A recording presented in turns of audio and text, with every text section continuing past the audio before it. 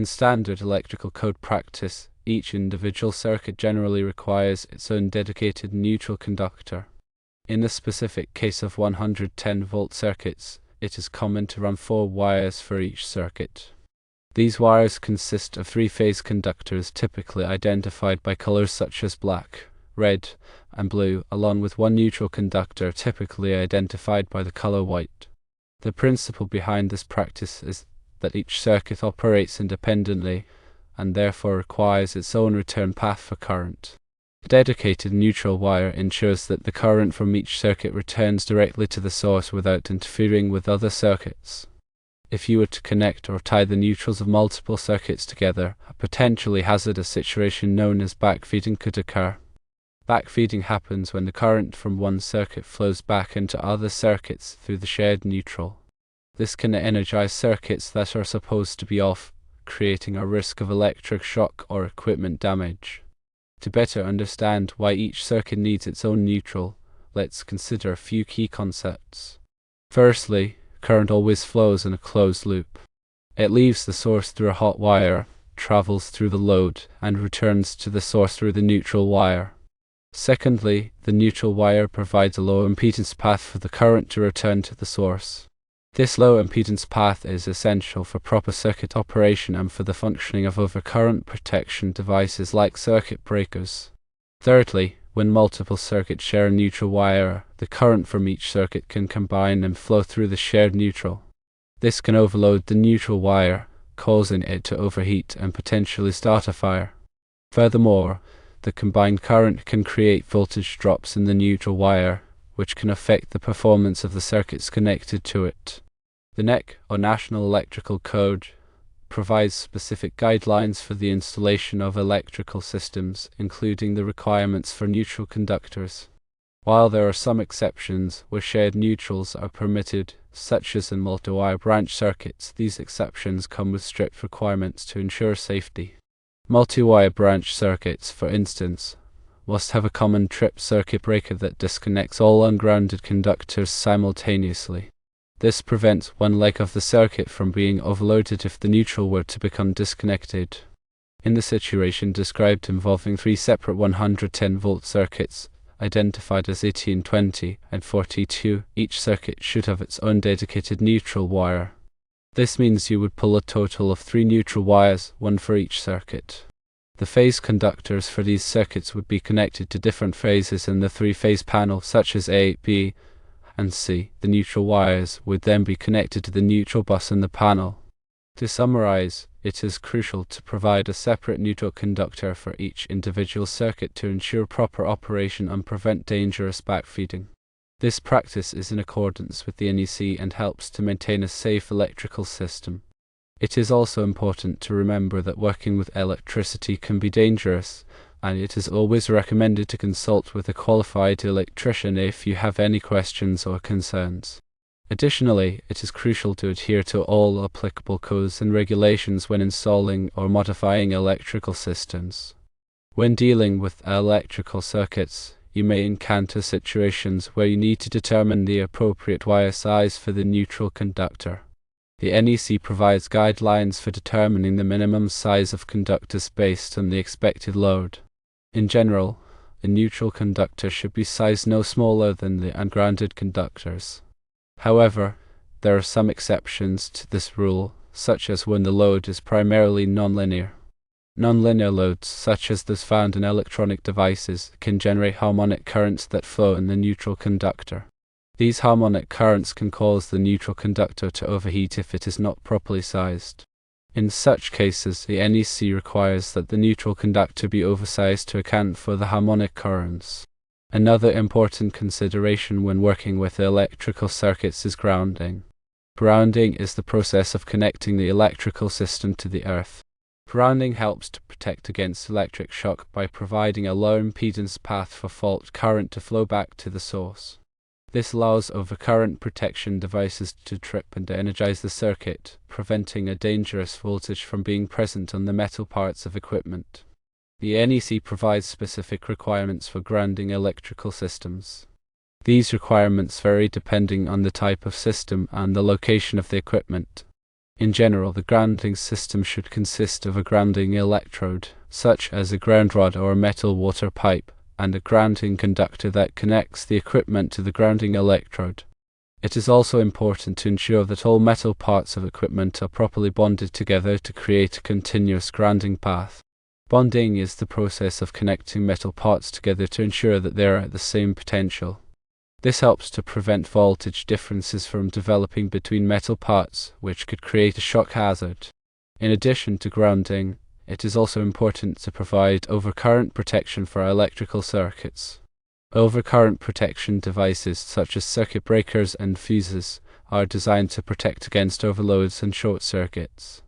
Overloads occur when the current in a circuit exceeds the rated capacity of the conductors. Short circuits occur when there is a low impedance path between two conductors, such as when a wire is accidentally cut and comes into contact with another wire. Overcurrent protection devices are designed to trip and to energize the circuit when an overload or short circuit occurs. This helps to prevent damage to equipment and reduces the risk of fire. The NEC provides specific requirements for the selection and installation of overcurrent protection devices. These requirements vary depending on the type of circuit and the type of load being served. In general, the overcurrent protection device should be sized to protect the conductors from overload and short circuit. It is also important to ensure that the overcurrent protection device is properly coordinated with the other components in the electrical system. Coordination is the process of selecting overcurrent protection devices that will trip in a specific sequence to minimize the extent of the outage. This helps to prevent unnecessary downtime and ensures that the electrical system is as reliable as possible. When working with electrical circuits, it is important to use proper wiring methods. The NEC provides specific requirements for wiring methods, including the types of conductors and raceways that can be used. Conductors are the wires that carry the current in an electrical circuit. Raceways are the enclosures that protect the conductors from damage. The NEC requires that conductors be installed in raceways in most locations. There are several different types of raceways, including conduit tubing and cable trays. Conduit is a rigid metal or plastic tube that is used to protect conductors from damage. Tubing is a flexible metal or plastic tube that is used to protect conductors from damage. Cable trays are open metal structures that are used to support conductors and cables. The type of raceway that is used depends on the application and the environment. In general, conduit is used in locations where the conductors are subject to physical damage, such as in industrial facilities. Tubing is used in locations where the conductors need to be flexible, such as in residential wiring. Cable trays are used in locations where there are a large number of conductors and cables, such as in data centers. In addition to using proper wiring methods, it is also important to use proper termination methods. Termination is the process of connecting conductors to equipment. The NEC requires that conductors be terminated properly to ensure a reliable connection. There are several different types of termination methods, including wire nuts, terminal blocks, and crimp connectors. Wire nuts are used to connect two or more conductors together. Terminal blocks are used to connect conductors to equipment. Crimp connectors are used to connect conductors to equipment using a crimping tool. The type of termination method that is used depends on the application and the type of conductor. In general, wire nuts are used for small gauge conductors in residential wiring.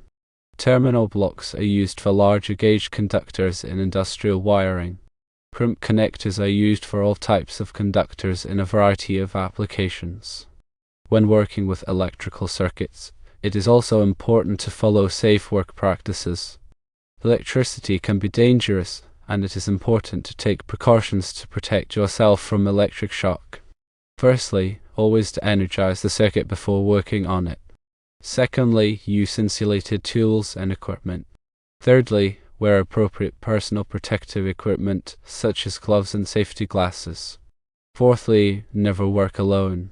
Fifthly, be aware of your surroundings. Sixthly, follow all applicable codes and regulations. Seventhly, if you are not qualified to work on electrical circuits, hire a qualified electrician. Firstly, always to energize the circuit before working on it. This means turning off the power at the circuit breaker or fuse box. Secondly, use insulated tools and equipment.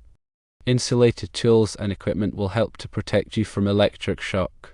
Thirdly, wear appropriate personal protective equipment, such as gloves and safety glasses. Gloves will protect your hands from electric shock, and safety glasses will protect your eyes from flying debris. Fourthly, never work alone. If you are working on an electrical circuit, it is always best to have someone else present in case of an emergency. Fifthly, be aware of your surroundings. Be aware of any potential hazards, such as water or metal objects, that could increase the risk of electric shock. Sixthly, follow all applicable codes and regulations. The NEC provides specific requirements for working on electrical circuits. Seventhly, if you are not qualified to work on electrical circuits, hire a qualified electrician. Electrical work can be dangerous, and it is always best to leave it to the professionals. When working with three-phase panels, it's essential to understand the voltage relationships between the phases. In a typical three-phase system, the voltage between any two phases is higher than the voltage from a phase to neutral. For example, in a 208/120 volt system, the voltage between any two phases is 208 volts, while the voltage from any phase to neutral is 120 volts. Similarly, in a 480/277 volts system, the voltage between any two phases is 480 volts, while the voltage from any phase to neutral is 277 volts. This difference in voltage is due to the phase angle between the three phases. The three phases are offset by 120 degrees, which results in a higher voltage between any two phases than from a phase to neutral. When connecting loads to a three-phase panel, it's important to balance the load across the three phases as much as possible. This helps to prevent voltage imbalances, which can cause problems with equipment and reduce the efficiency of the electrical system. Voltage imbalances can also cause the neutral conductor to carry more current than it is designed to carry, which can lead to overheating and failure. To balance the load, try to distribute the loads evenly across the three phases.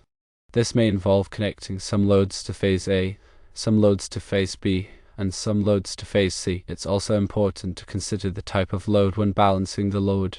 Some loads, such as motors, are more sensitive to voltage imbalances than other loads, such as lighting. Therefore, it's important to pay particular attention to the load balancing when connecting motors to a three-phase panel. In addition to balancing the load, it's also important to properly ground the three-phase panel. Grounding helps to protect against electric shock and reduces the risk of fire.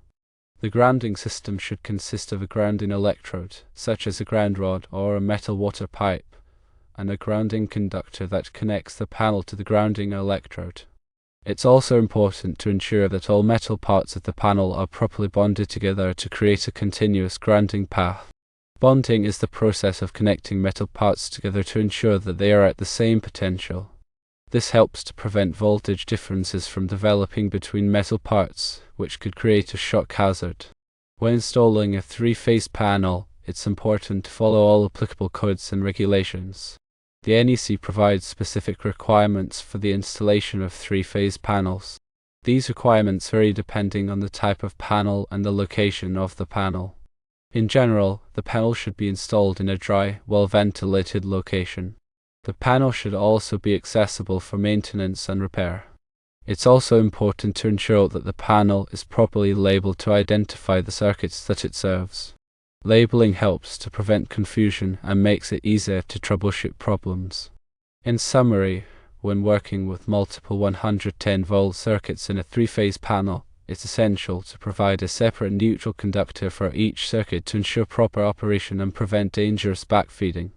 It's also important to balance the load across the three phases, properly ground the panel, and follow all applicable codes and regulations.